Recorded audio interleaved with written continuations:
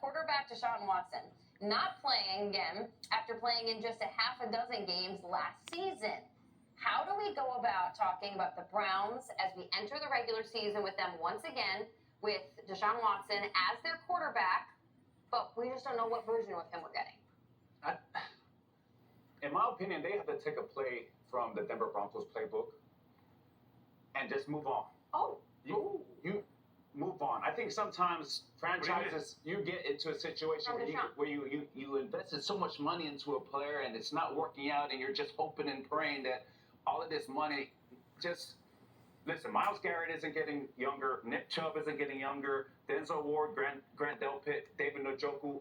You have the supporting cast to be really, really good. Year in and year out, you have a defense that just dominates the NFL football game.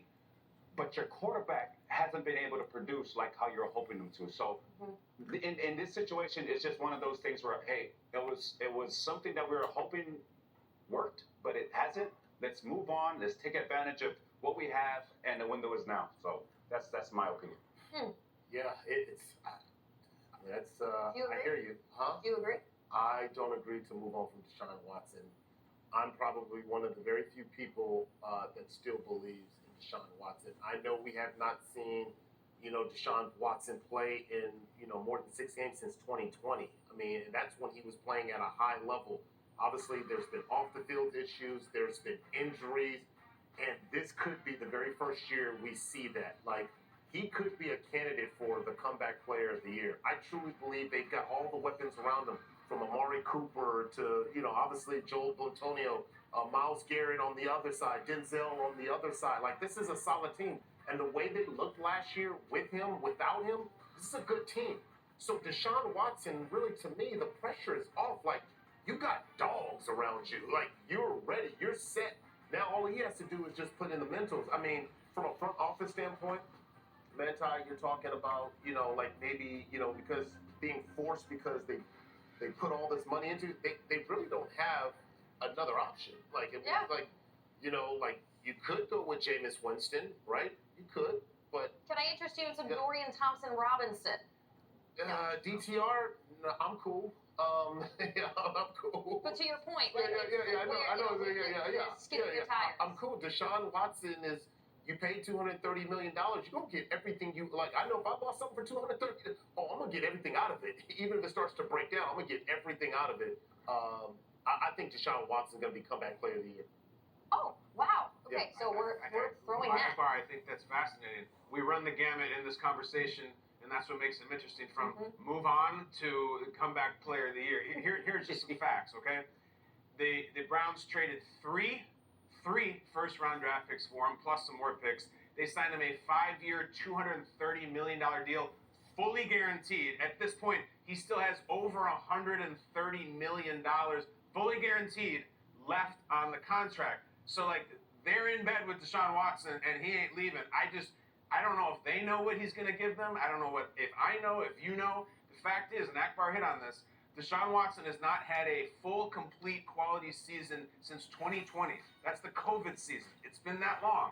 That doesn't mean he's not going to be good again. It just means, my God, it's been a long time since he's been out there, Deshaun Watson. He was a superstar. He was a top 5 guy in the league, and now it's completely a mystery. Add to that, he has the reigning coach of the year, who won that award based mostly on a playoff run that they made with Joe Flacco out of nowhere, during which there were real conversations being had about, the team responds to Joe Flacco a lot better than they ever did to Deshaun Watson when we guaranteed $250 million.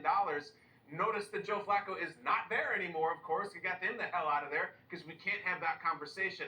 I think it is, I've said this before, the most enigmatic team in the entire NFL, because the star of the team, who is guaranteed to be there for a long time, we have no clue what we're getting from him. And there's very little conversation about it because there's nothing to sink your teeth into. We talk more about Justin Fields' practice reps in that division than we do about the actual starting quarterback, Deshaun Watson. You got Burrow, you have Lamar, you have whoever the Pittsburgh Steelers choose, and then it's like, oh yeah, there's Watson, who at one point was looked at as the future of the league, maybe the face of the league before everything went to hell. I don't know what to expect week 1. And remember, week 1, Browns, Cowboys, Tom Brady's first call as an announcer. Everybody's watching it. Everybody's listening to it, and I think even Tom Brady himself is looking at Watson and being like, show us something, man. It's been a while. I have no clue what to expect, and I don't even know if Kevin Stefanski does. Yeah, it has been a minute, and I would just say this to Deshaun Watson. Look, I ain't never made this type of money. I don't know. I couldn't even imagine. But here's what I do know. Sometimes money makes you buy into your own celebrity. It makes you buy into your own hype. I would say strip yourself of the celebrity, strip yourself of all the hype, man. Stay healthy and ball out. Don't let that stuff cloud your vision, man. You're a talented dude. I believe in Deshaun Watson. I'm telling you, Deshaun, just hear me out, bro. Ball out.